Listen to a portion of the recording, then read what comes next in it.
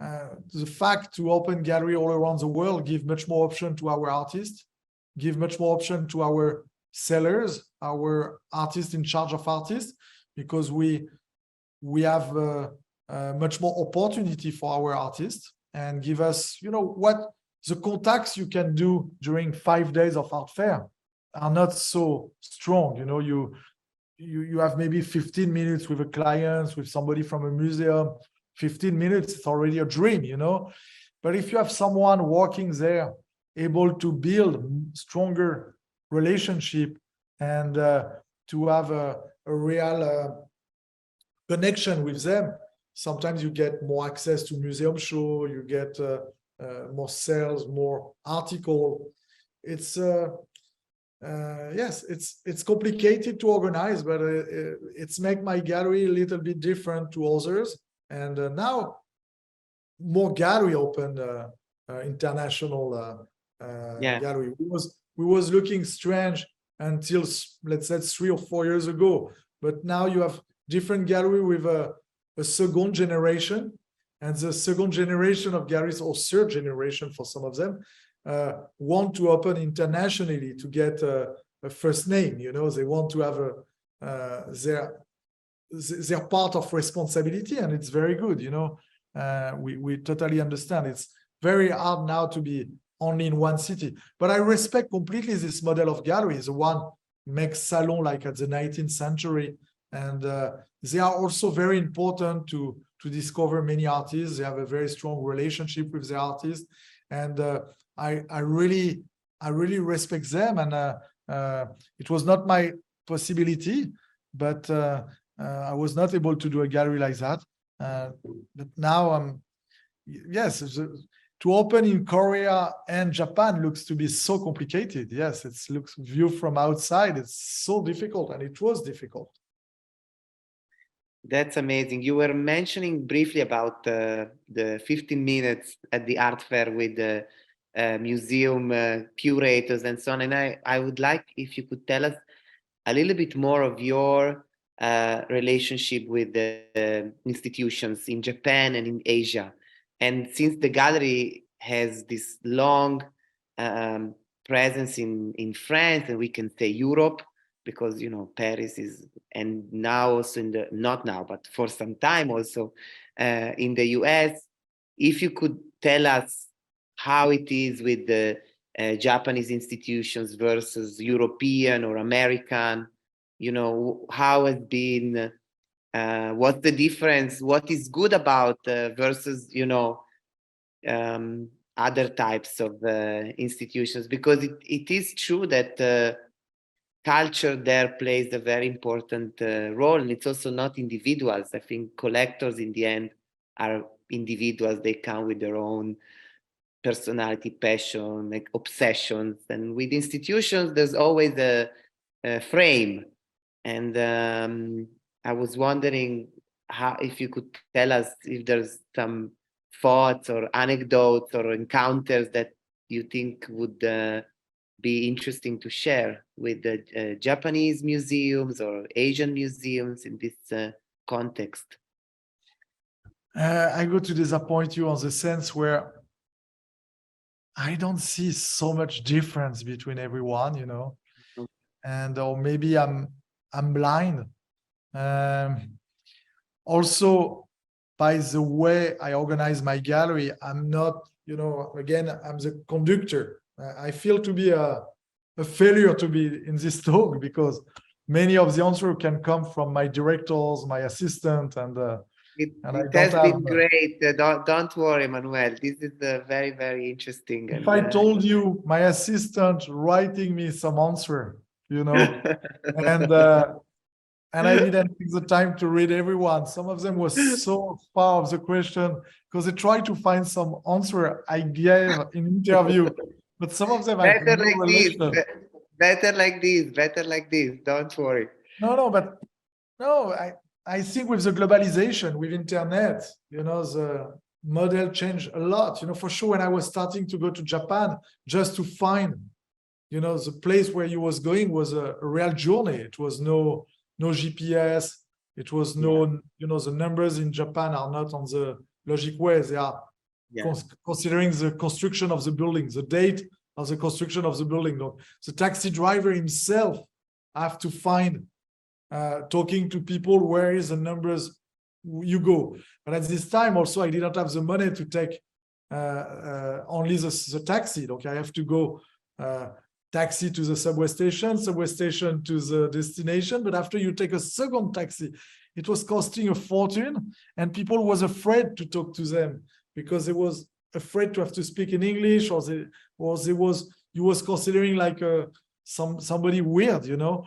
And it's for sure my experience from 1993, and now it's totally different. You know, Japanese people are very much more international, and it's not the same difference to before. You know, we was already super exotic to come to visit exhibition, and it was a, you know, when you read the biography of Leo Castelli or things like that, you feel how much difference we have from his generation and now. And I see the same kind of difference between my beginning in Japan and now. It looks so easy to go to Japan now, and comparatively.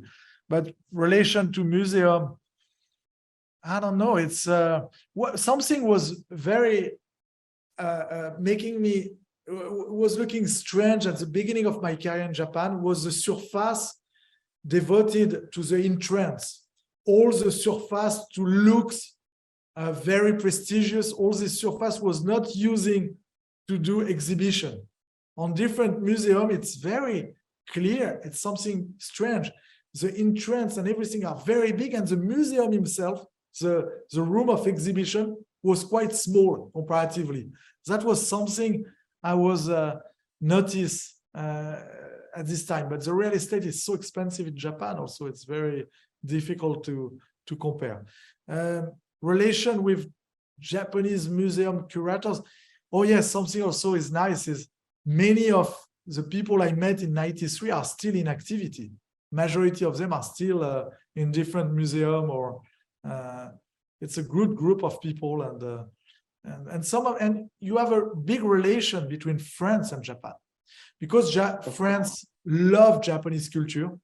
We are connected on many aspects, tea ceremony, the manga. We are the second market for manga in France, and we love the Japanese cinema. You know, many Japanese coming to France to see Japanese movie, because you have almost no more theater in Japan. And because we put subtitle, you can see Japanese movie in France on many cinema. We have a strong relationship. For example, Gutai was feeling Georges Mathieu was inspired them. He was going to Japan and he make his performance. You know, you remember Yves Klein was teaching judo. He learned judo, and he was doing competition of judo in national judoka, of course. Yes, and maybe Japanese don't like us for judo because Teddy Riner is a big drama for them for so long. Yeah, I don't know if you know Teddy Riner. Yeah, it's a threat. I mean, it's yes. But yes, we have a lot in common, and many Japanese artists was living in France at some point, you know, and we have a lot in together. We are very, very different because French, like Italian, we look a little bit borderline on many aspects, and they are so strict, so serious, you know, and but we have a lot of for example, Japanese are the best to make, you know, the French food. It's you have more Michelin star in Japan compared to France. Wow. Yes, it's and when they are doing bakery, the bakery in Japan. I was going to say the French patisserie in Japan. They are doing it better. They are famous to do everything better to us, you know. Wow, amazing! We were just talking about why in this talk we are only European or Western people? Why we are not with a Japanese person right now? We have it's one meeting. We have more meetings with the Japanese. So it's only Because it looks unfair to talk about them without them. It's only one meeting. You know, this is about actually why a gallery from outside of Japan would do this kind of action to come to Japan. So, and actually, you were answering part of it, and I wanted to ask if, you know, whether this was driven by kind of unconditional respect for Japanese culture rather than, you know, market possibilities, because it looks such a crazy mission in a way, and it seems that only this unconditional passion and respect and exchange. I mean, you were really saying it that there's such a strong link between France and Japan, which might be some people might be familiar with, but most of the people we shouldn't assume that are familiar with all this. So it's interesting, but don't worry, there's more in this program. And this is only one chapter, and I wanted to ask you about. They will have subtitle or not? Yeah. Of course, and simultaneous translation. And you know what? They will do the translation better to what I've said. You know, Okay. It's like backering. I hope the translator will make more sense to what I've said. Please. It's a call for the translator. Okay. Yes. Give good quote, please. Yeah, good. Of course. I have the feeling to be Maurizio Cattelan now. With the translator, yeah, with somebody else talking instead of you. Yes. I wanted to ask you about really the idea of the stores that you have with the gallery. I think you are one of the, I would say, few galleries. There are not so many galleries of contemporary art that have such passion and devotion to have the gallery with the exhibition, and then a store where you can really, how can I say, appreciate art and objects related to art, whether it's books, editions, kind of gadgets, memorabilia. I mean, you know, that is not the work, but it really, you know, I've been many times to your store in Paris, and it's, you know, it's amazing, you know, especially for me myself, not a collector, you know, kind of having this possibility, and it's everywhere.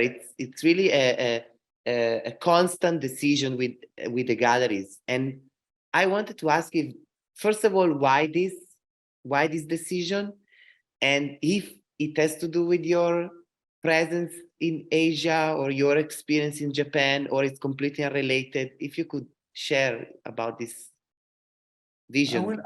I will come back to this art fair in 1993 in Yokohama, where I met Takashi Murakami, and Takashi was very surprised because I was selling some books, and I was selling some small edition, a perfume, inspired by the smell of the National Archive in Paris.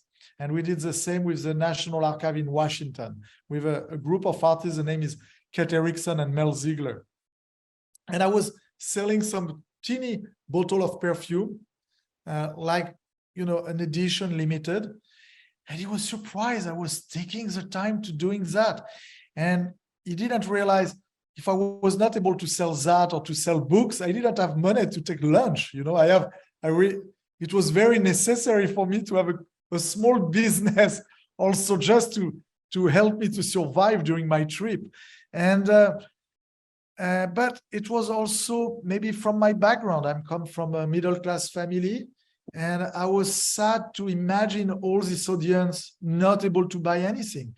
We are already a passion or a hobby for some people, very generous. People don't realize, because of the investment in the generosity, the commitment of collectors around the world, we can provide exhibition for free to everyone.